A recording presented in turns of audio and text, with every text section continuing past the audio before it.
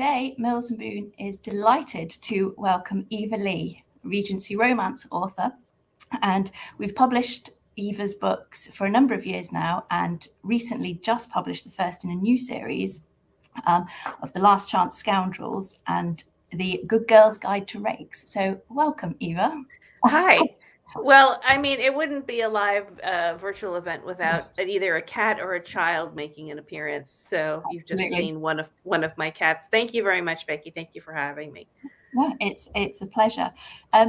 Obviously, people want to see you. I can talk about your books. You know how much I love your books. But could you, for people watching, let us know a bit about this new series and, more importantly, The Good Girl's Guide to Rakes?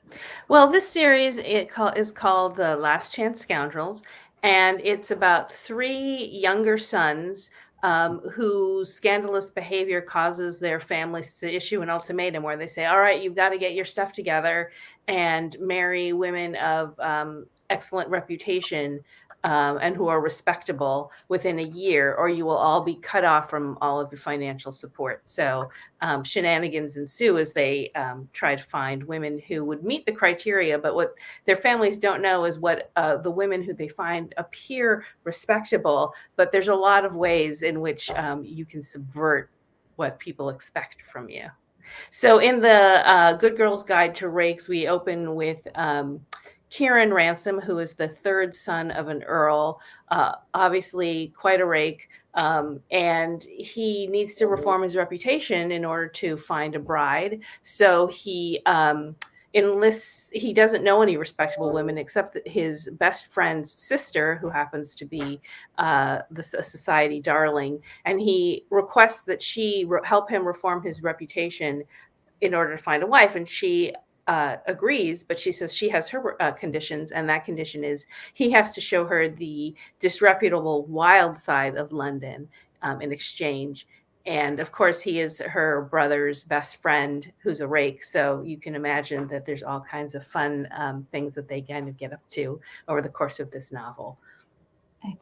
That's great. I mean, I absolutely love it. I think it's wonderful. It's so much fun, and I think what you managed to get is a lot of humor as well. So there's this dynamic between the two, and obviously we know there's going to be a lovely sort of romance through, but it does start in great ways, you know, while he's trying to dissuade her, isn't he, at the beginning? Yes, he doesn't want to have to do this, because one of the things is that he's a little attracted to her, and he knows that her brother would not appreciate him spending time, this rake, who his friend has seen him at his rakishness best and or worst, as it were, and so he knows that his friend would appreciate it. So the best thing, the wisest course of action, is to put some distance between them, but of course that doesn't happen. Yeah, it doesn't. I mean, I've got the book here, and so I have lots of copies, and I have a quote that I thought I was going to read, because I think it encapsulates what you and other historical writers, or some sort of problems that you have to navigate. And it goes, women had very little for themselves in this life. Their worldly goods were usually the property of husbands or male relatives. Their bodies counted as a man's property, as did any children. Females' reputations belonged to everyone. Now, that's so true. Obviously, in Regency times, women were confined by what society rules were. You can't go back in time and change the rules and the laws that happened. You have to write the story within those sort of confines. Mm-hmm. How do you go about sort of creating a heroine who still adheres to like society reforms, but has all the component parts to be an independent spirit? Because I'd say a lot of your heroines, I would describe them as sort of independent spirits. Yes. Very much so. Well, there's an inherent tension between what society expects and what the world actually and people actually do. So it's kind of like when we sort of have this in the United States, there's this notion that the 1950s were this very sanitized era of just sort of like everybody's like, you know, two parents at home and everything's wonderful and it's a sweet and innocent time, when we know that that's not the case. So there's always resistance, you know what I mean? And it's like what the narrative wants to tell you and what's really happening are often two very different things. And I'm also really interested in sort of the sort of tension between people pushing back, particularly women in that kind of capacity. And there are so many ways in which they could push back against it or not adhere to it or rebel against it. And I love writing about that. I love writing about these all people who sort of have their own identities and don't necessarily have to do what the societal strictures dictate. Yeah. Yeah, I think it's great. And you've made, I think, sort of a lot of your heroines are quite, they're intelligent in that not that they're just clever, but they sort of crave knowledge. And I think that's one of the things in a lot of your books, your heroines are like that. They actively go out to find information. They're the sort of the more learned ones, and some of the heroes who are just given the opportunity for schooling. And so you've got these heroines who I think with the odds against them have gone out and sort of already made something of themselves. And I think that's, and I'm talking, I mean, at the moment, the people won't know there's the second one is coming soon, and the heroine in that book, I think is very much along those lines. Would you not say? Oh, I definitely agree. And I mean, there's a certain amount of myself in that, that I put into my heroines in that kind of quest for knowledge. And also when you can't take something for granted the way that white, wealthy, heterosexual men could, in terms of their access to knowledge and their access to power and things like that, they can let it lie fallow. But when there's these challenges presented before you, it's like you want to go out and grab it. So there's a more sort of like an impulse to move forward rather than just kind of like, oh, I'm content with where I am, and I've always been fascinated by that. And for me also, my heroes have always been, they're never the ones who are presenting the impediment in terms of like, they're the ones saying, oh, women can't do this or women can't do that. When the heroes in my books find out that their heroines have ambition, they're like, how can I support you? Which to me is the most romantic gesture rather than being the thing that's keeping them from having that happen. Yeah, I was going to say, your heroes are wonderful. They're sort of very sort of multidimensional characters because they will again be living in this society when they have all the advantages, and yet they find throughout your books that falling in love doesn't actually, society can't control who you fall in love with.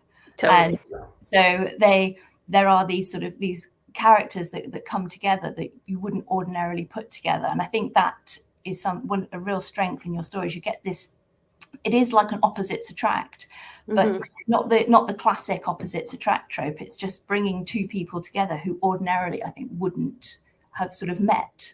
And right.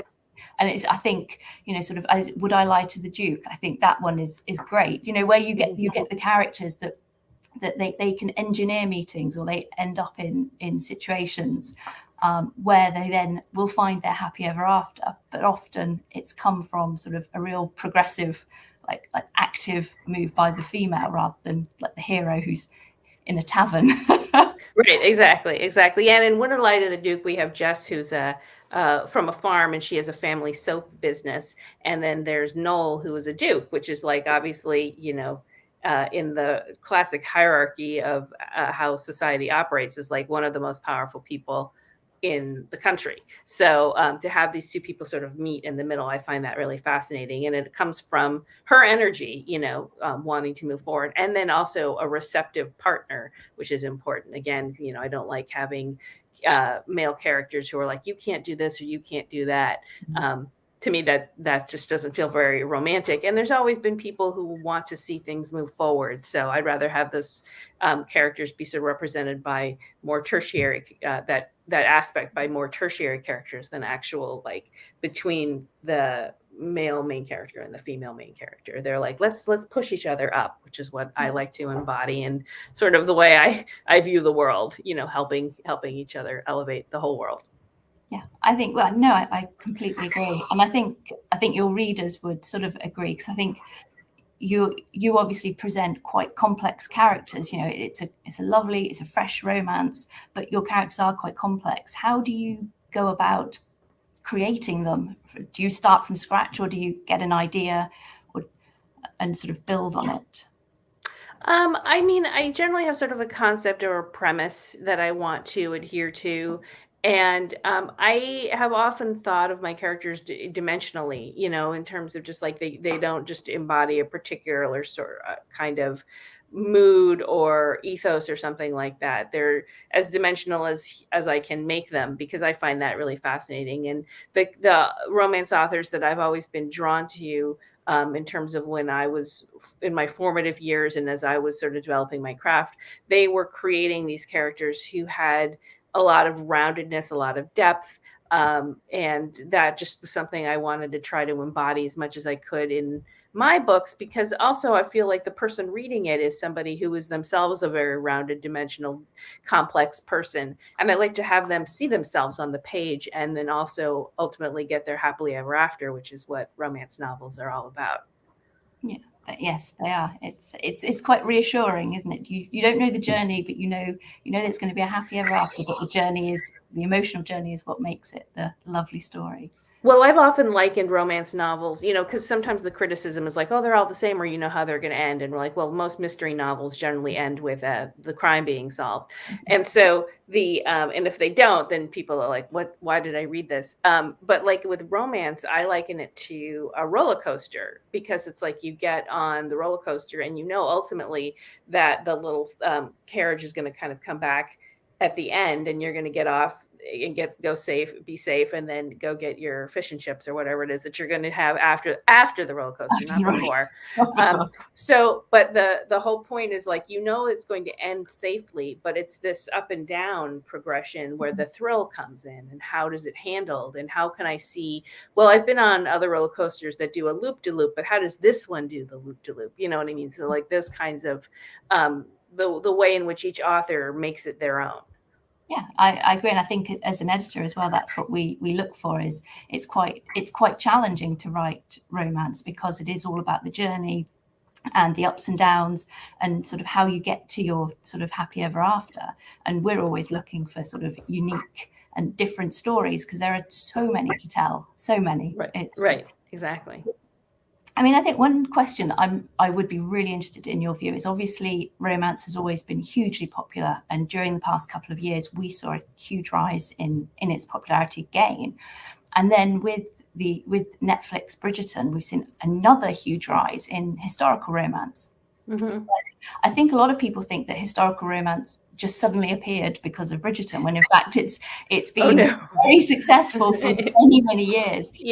And why do you think historical romances sort of resonates with people, and more importantly, why Regency?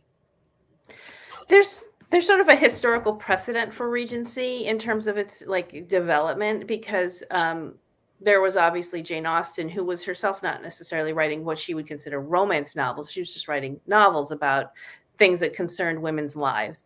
And then in the early 20th century, the first few decades of the 20th century, we had Georgette Heyer, who was writing these Regency set historical romances, and she sort of created this notion of what the Regency in our popular conception was. So that it became she was one of the progenitors of the modern historical romance. And then in the 70s, when the popular romances really came into being and historical romance really took off, because people really liked the drama of it. They like the rules. They like the wildness.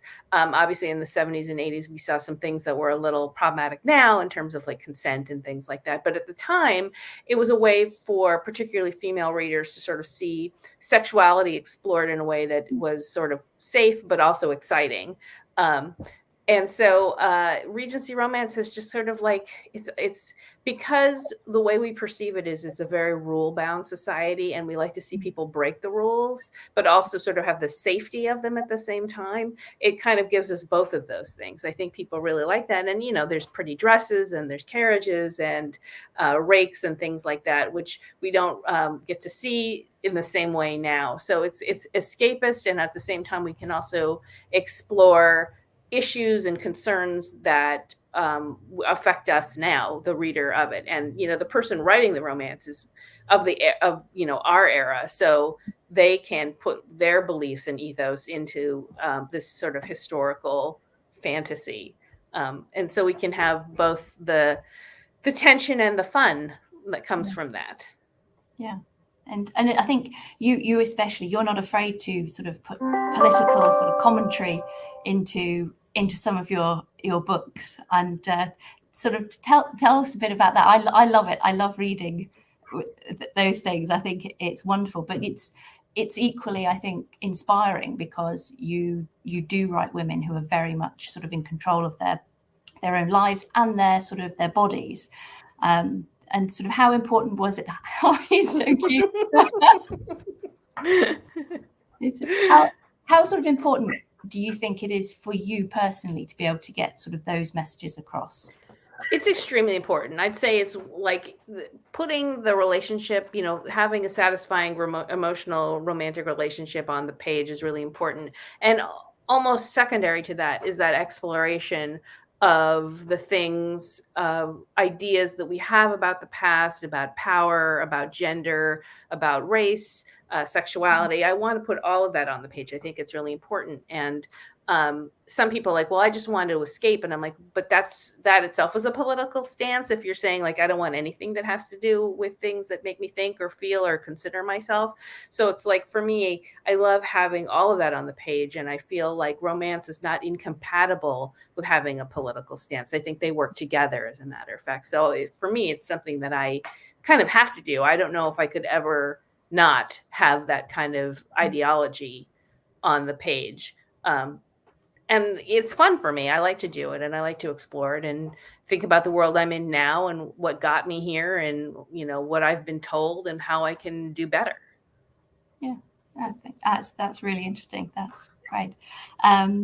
So what are your favorite romantic tropes? Do you Well, I always think everyone has one favorite. Right. The thing, it's funny because I know people like alpha heroes, and for me, that's just not something that I've ever been able to really connect to, because I do like that sort of supportive partner. So cinnamon roll heroes, I don't know if you're familiar with that term, the cinnamon roll hero. No, but I love it. Oh, maybe it's more of an American thing. There was a satirical newspaper called The Onion, I believe it was, where there was an article and it said, "Cinnamon roll, too good, too pure for this world." I'm kind of paraphrasing the headline. And it's basically like somebody who's just sweet and gooey and wonderful, and they're a little too good. And so cinnamon roll heroes, as in, like, I would say Sebastian from My Fake Rake is definitely a cinnamon roll hero, where they're just sort of like, they're really sweet and kind and supportive. And I really like writing those kinds of heroes, but I also like making them really sort of naughty sexually. So I love that, like, you're like, oh, this guy's so sweet and nice, and he's also going to pull my hair a little bit, like that kind of, I've been finding that like a fun character to write. And also, I definitely like writing heroines who are trying to push forward in male dominated spaces. That's something that I've always done. And in the Good Girl's Guide to Rakes, I got to explore the brother's best friend trope, which I know people really enjoy. I've written Just One Bed in Waiting for a Scot Like You, which people really like. So these road trip. So these kinds of, they're just so fun to explore. And I just really enjoy finding ways to incorporate them, but also sort of make them my own through my writing. Yeah. Oh, that's great. And I know the entire Mills and Boon team are listening now, so I'm going to go live on air and say we are definitely using that expression from now on, because I love it. Yeah, there's a lot of good bloggers out there who've made lists of cinnamon roll heroes, and and like in My Fake Rake, I really enjoyed the inversion. That's one thing I love doing, is inverting tropes. So in like My Fake Rake, he's the one who has the spectacles on, and she takes them off of him, and she's like, "Hey, you're actually really handsome," like. So I really like sort of subverting expectation, but then making it fun. Yeah, I love My Fake Rake. I love Sebastian, I have to say. He's gorgeous. Thank you. Yes. And in fact, that was the first in a book, and I'd love you to tell, because obviously I know this, but your inspiration behind that series I thought was just incredible, and made for some great conversations that we had talking in song. Yes.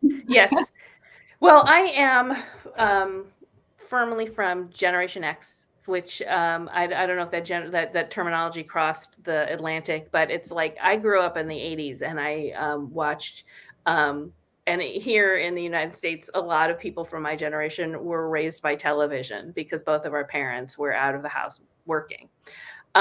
So I spent a lot of time watching music videos and movies. And so all of these things imprinted on me in that early years when I was also starting to read romance, and the narratives and the tropes from those movies were really impressionable on me. And that's when I actually started writing. I did a lot of writing. And some of my earliest writing was what you would call fan fiction about the band Duran Duran, because I loved their videos. They were like these little movies, and I loved the narratives and stuff like that. So when I was thinking about this series, the Union of the Rakes, which is, as we have determined, is actually a play on a Duran Duran song.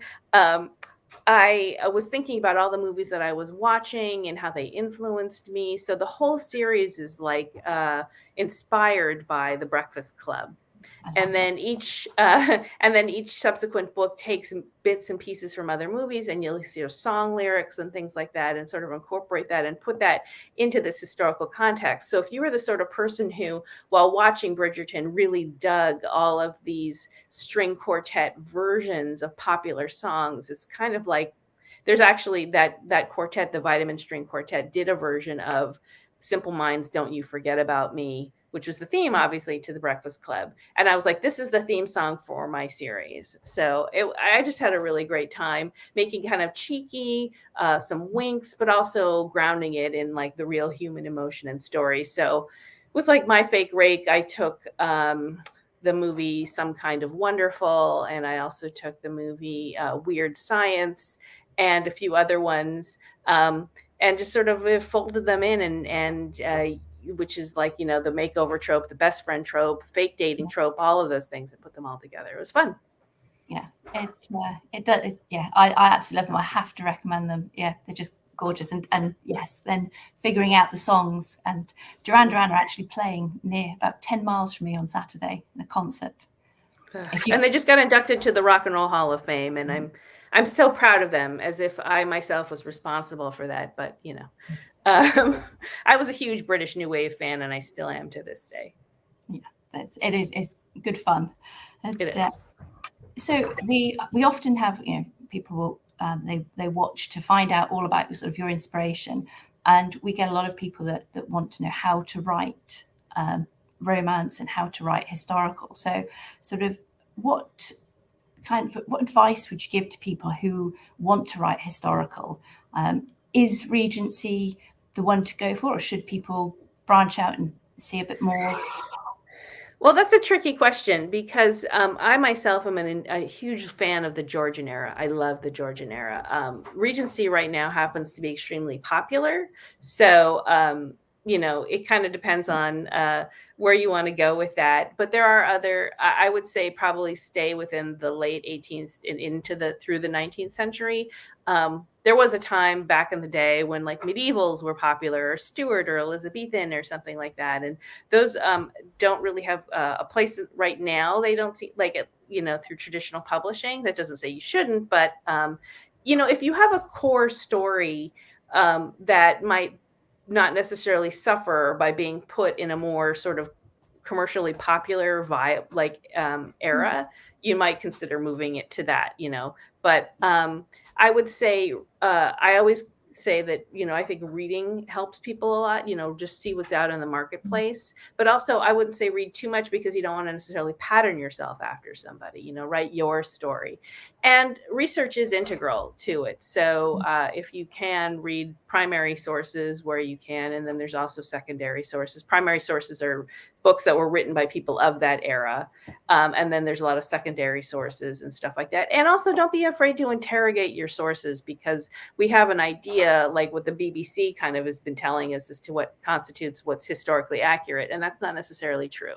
So we're going to, the representation of people of color, or of queer people, disabled people, it's there. So don't be afraid to tell your story and express that within the historical era. I think that's something that, everyone, you can definitely look into and sort of find your place within that. And like I said, sort of push back if something doesn't seem quite right to you. Yeah. Oh, that's brilliant. I think that's fantastic advice. Really, really is. And I suppose, obviously, Regency London is where you're sort of set. Do you come to London very much? I know we've been chatting, and you haven't obviously been for 2 years. Yeah, I would love to come back to London. I've been to London probably about 3 or 4 times. I love the city. I love how international London is, and as you well know, I'm enamored of Hotel Chocolat. But I would love to come back. I do a lot of, like, now, thanks to the advent of the internet, I can do a lot of my research virtually. But I've been to England, and I go to National Trust homes and things like that to kind of get a sense as to what the texture of life is like. And it's doing your research yourself is always great, and also the internet is very and also question those sources too, because not everybody online is accurate, weirdly. So I would say you can try to incorporate as much of that as possible, and find writers groups. I think those are very good. And the historical writers groups can help you if you don't know something, because British law is very complicated. Then you can ask somebody, and then they might be able to tell you something about an entailment or things like that. Yeah. Oh, thank you. And time has gone speedily by, but yes. Before we do say goodbye, could you just let the readers and people watching know what's to come, and with Finn and Dom? Oh yes, Can I just say I'm desperate for Dom's story. I'm writing it right now. I think you're really gonna like it. So yes, in the Last Chance Scoundrel series, there are three men who make up the Scoundrels. 2 of them are brothers who are younger sons of an earl, and the third is the son of a self-made man who came up from the London docks. So Finn's book is next, and that's Kieran's older brother, and that is going to be a marriage of convenience between a gambler and, here's another cat cameo, and a blue stocking. And then Dom's book, without giving away too many spoilers, it will be a second chance romance. So it's going to be, yes. And I've seen the cover. It's fantastic. The American cover, and I know the Mills and Boon cover is going to be amazing, because you guys always do such a great job. So yeah, they're going to be very sexy. Oh, Finn's book is so sexy. So there's a lot. So I can agree with you there. Yes. So I'm looking forward to people meeting and as I like to share my hero and inspirations in particular, and Tom Ellis was the hero inspiration for Finn. So if you need any urging to go pick up this book, just Google images of him, and you'll be hopefully that will provide the necessary motivation. Well, absolutely, and I can certainly agree. They're absolutely fabulous. I love the brothers. Finn's is a great story. Yeah. He's not shy. No, he's not shy, and I like that about him. I do. And so I do have one very final, very important question, which I think I have to ask, which is, what is your cat's name? Okay, so I have 2 cats, and the one who keeps walking across my my monitor, his name is Big Velvet. Oh, that's great. Yes, because he's not that large, but he has a presence, and he's a very velvety cat. So we're just like, all right. Well, we had other names for him, and we kept calling him Big Velvet. We're like, you know what, Big Velvet it is. So, well, he's gorgeous. Thank you. And well, thank you very much. Like I said, this has been so much fun. It's just sped by, but thank you so much, and looking forward to all of your books in the future. Thank you. Well, thank you for having me. Thank you to everyone watching. Thank you to Mills and Boon, and thank you to the Duchess for having this event today. Yes. Okay. Bye. Bye.